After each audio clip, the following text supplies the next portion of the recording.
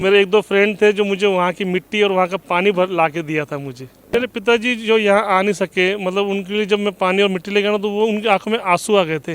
बड़ी उसका अच्छा। एक गुलदस्ता जो मिट्टी ले गया ना, उसका गुलदस्ता बनाया है, उसमें पौधा लगा के रखा है। तो अभी जब लास्ट टाइम में मैं आया था 2018 में होके गया हूँ यहाँ से, तो मैं बहुत रिक्वेस्ट किया भाई हमको वहाँ जाने दीजिए, देखने दीजिए हमारा जो पूर्वज जो ये था, पर नहीं जाने दिया क्योंकि बोले वहाँ का वीज़ा नहीं है। तो बेलियो ਤੁਸੀਂ ਦੇਖ ਰਹੇ ਹੋ ਪੰਜਾਬੀ ਟੀਵੀ, ਮੈਂ ਤੁਹਾਡਾ ਪ੍ਰਾਹੁਣਚਾਰਕ ਮੀਆਂ ਆਸਫ ਅਲੀ। ਇਸ ਟਾਈਮ ਮੈਂ ਮੌਜੂਦ ਹਾਂ ਵਾਹਗਾ ਟਰਮੀਨਲ ਤੇ ਇੰਡੀਆ ਤੋਂ ਹਿੰਦੂ ਯਾਤਰੀਆਂ ਦੇ ਆਉਣ ਦਾ ਸਿਲਸਿਲਾ ਜਾਰੀ ਹੈ। ਤੇ ਪਹਿਲੇ ਗੱਲ ਕਰਦੇ ਹਾਂ ਮੇਰੇ ਨਾਲ ਇੱਥੇ ਜਿਹੜੇ ਬੈਠੇ ਇਹਨਾਂ ਦੇ ਨਾਲ। ਤੁਹਾਡਾ ਕੀ ਨਾਮ ਜੀ? विवेक वाधवा, ਤੇ ਕਿੱਥੋਂ ਆਏ ਹੋ? महाराष्ट्र धुलिया। ਅੱਛਾ, ਮਹਾਰਾਸ਼ਟਰ। इंडिया, हाँ इंडिया से, महाराष्ट्र धुलिया से। ਤੇ ਤੁਸੀਂ ਇੱਥੇ ਸਿੰਧੀ ਹੋ ਜਾਂ? सिंधी है जी, हम सिंधी है जी। अच्छा। हाँ जी। ਤੇ ਇਧਰੋਂ ਪਾਕਿਸਤਾਨ ਤੋਂ ਗਏ ਹੋਏ ਸੀਗੇ ਕਿ ਉੱਥੇ ਦੇ ਹੋ ਸ਼ੁਰੂ ਤੋਂ? हमारे जो दादाजी थे ना वो यहाँ पाकिस्तान के जन्मे थे उनका। अच्छा। हाँ, हमारा जन्म तो इंडिया में ही हुआ है। हमारे पिताजी का जन्म पाकिस्तान में हुआ था। जब पार्टीशन के टाइम वो आए थे तो वो 2 साल के थे मेरे पिताजी, मतलब माँ की गोद में आए थे। ਅੱਛਾ। हाँ जी। ਇੱਥੋਂ ਕਿਹੜੇ ਇਲਾਕੇ ਚੋਂ ਗਏ ਸੀ? संजरपुर। ਸੰਜਰਪੁਰ। संजरपुर। ਓਏ ਹੋਏ ਹੋਏ ਹੋਏ, ਇਹ ਯਾਰ ਗੱਲ ਇਹ ਆ ਫੈਸਲੇ। ਸੰਜਰਪੁਰ ਪਤਾ ਤੁਹਾਨੂੰ ਕਿਹੜਾ ਇਲਾਕਾ? ਸੰਜਰਪੁਰ ਰੀਮਿਆਰ ਖਾਨ ਦੀ ਤਹਿਸੀਲ ਹੈ, ਸਾਦਕਾਬਾਦ ਦਾ ਕਸਬਾ ਵਾ, ਸਾਡੇ ਰਾਣੇ ਇਰਸ਼ਾਦ ਦਾ ਕਸਬਾ। ਮੇਰਾ ਬੜਾ ਆਣ ਜਾਣ ਰਿਹਾ ਸੰਜਰਪੁਰ, ਸਾਡੇ ਤੋਂ ਕੋਈ ਬਹੁਤਾ ਦੂਰ ਨਹੀਂ ਹੈ। ਸੰਜਰਪੁਰ ਦੇ ਨਾਲ ਸਰਵਾਈ ਇੱਕ ਇਲਾਕਾ ਵਾ। ਸਰਵਾਈ ਇੱਕ ਬੜਾ ਪੁਰਾਣਾ ਟਿੱਬਾ ਵਾ ਜਿਹੜਾ ਤਬਾਹ ਹੋਇਆ। ਖੈਰ ਉਹ ਇੱਕ ਅਲੱਗ ਗੱਲ। ਅੱਛਾ, ਉੱਥੇ ਕਰੜਾਂ ਦੀਆਂ ਹਵੇਲੀਆਂ ਹੱਲੇ ਵੀ ਖੜੀਆਂ ਵਾ, ਪੂਰੀਆਂ ਉਹਨਾਂ ਦੇ ਨਾ ਬਣੇ ਹੋਏ ਆ, ਕੁੱਚੇ ਬਣੇ ਹੋਏ ਆ, ਮਕਾਨ ਖੜੇ ਆ, दुकाना खड़ियाँ वहाँ। अच्छा, संजरपुर दे सी। संजरपुर दे वहाँ पे जो था ना एक इंग्लिश मीडियम स्कूल था हमारे, मतलब जो दादाजी बोलते थे।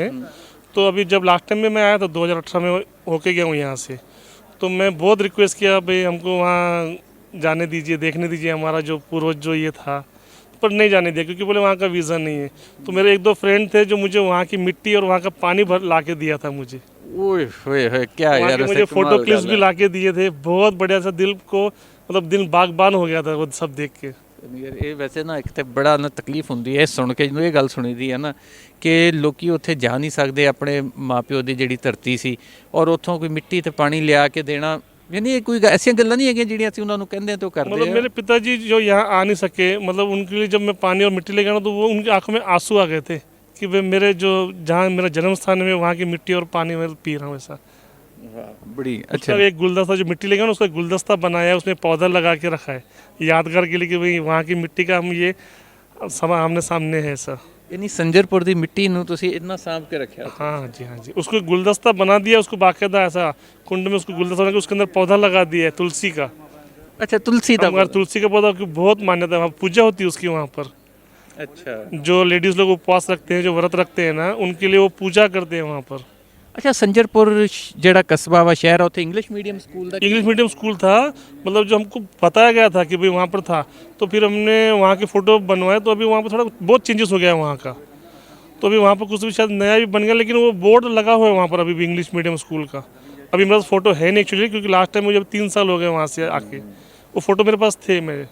ਅੱਛਾ, ਤੇ ਇੱਥੋਂ ਜਦੋਂ ਗਏ ਸੀਗੇ, ਇੱਥੋਂ ਕਿਵੇਂ ਗਏ ਸੀਗੇ ਜਦੋਂ ਪਾਰਟੀਸ਼ਨ ਦਾ ਟਾਈਮ ਆਇਆ? वो तो देखो सब हमारे दादाजी बोलते कि सब यहाँ पे हमने जैसा था छोड़ के सब चले गए, सिर्फ हमारे जो औलाद थी, जो हमारे सब भाई बहन थे ना, सिर्फ उनके साथ में जैसे भी तैसे करके हम यहाँ से निकले। उनको भी पता नहीं कि हम कैसे निकले, पर सही सलामत सब निकले और सब अभी सुखरूप हैं। ਅੱਛਾ, ਤੇ ਦਾਦਾ ਜੀ ਦਾ ਕੀ ਨਾਮ ਸੀ ਤੁਹਾਡੇ? नारायण दास वधवा।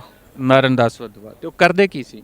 उनका यहाँ पर मतलब वो कुछ खेती बाड़ी था यहाँ पे, और कुछ जागीरदार टाइप मतलब वो काम था उनका यहाँ पर। उनके अंडर मतलब वो बोलते थे कि हमारे घोड़े थे, ये सब था यहाँ पर, बड़ी जागीर थी यहाँ पर, बट वो टाइम सब छोड़ के जाना पड़ा।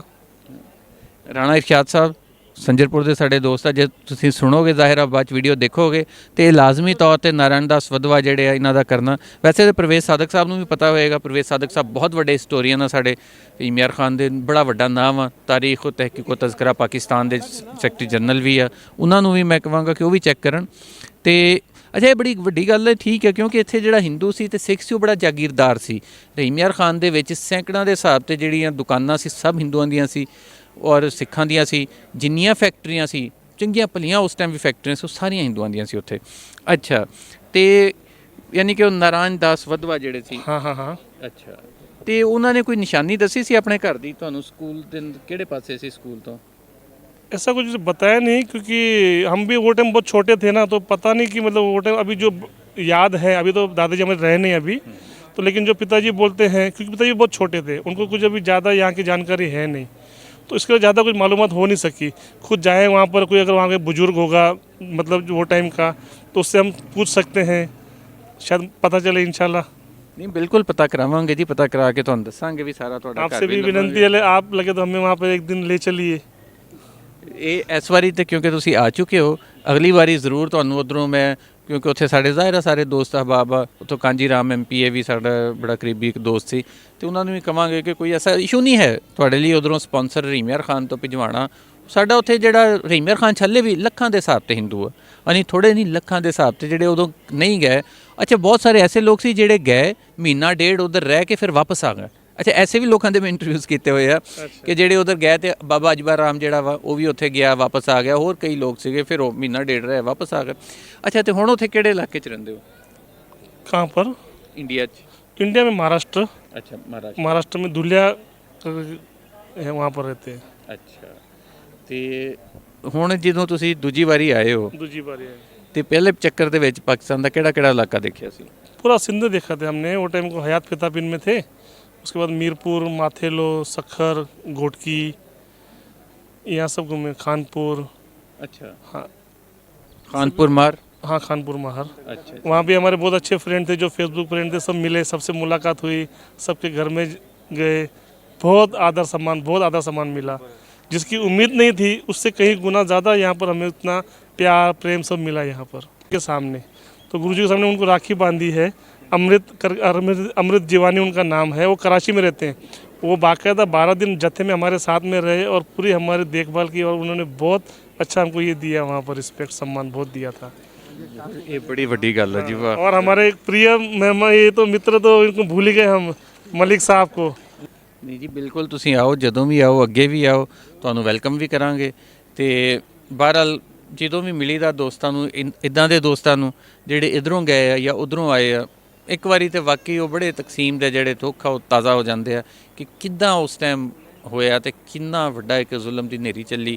ਬਹਰਹਾਲ ਇਹਨਾਂ ਦੇ ਮਿੱਟੀ ਵਾਲੀ ਗੱਲ ਜਿਹੜੀ ਆ, ਮਿੱਟੀ ਦਾ ਗੁਲਦਸਤਾ ਬਣਾ ਕੇ ਜਿਹੜਾ ਇਹਨਾਂ ਨੇ ਸੰਜਰਪੁਰ ਦਾ ਉੱਥੇ ਰੱਖਿਆ ਹੋਇਆ ਮਹਾਰਾਸ਼ਟਰ 'ਚ, ਕਮਾਲ ਆ। ਤੇ ਇਦਾਂ ਦੀਆਂ ਜਿਹੜੀਆਂ ਚੀਜ਼ਾਂ ਵਾ ਉਹ ਵਾਕਈ ਯਾਦ ਰਹਿਣ ਵਾਲੀਆਂ, ਤੇ ਇਹਨਾਂ ਨੂੰ ਜ਼ਰੂਰ ਅਸੀਂ ਇਹਨਾਂ ਦਾ ਪਿੰਡ ਦਿਖਾਉਣ ਦੀ ਕੋਸ਼ਿਸ਼ ਕਰਾਂਗੇ। और एक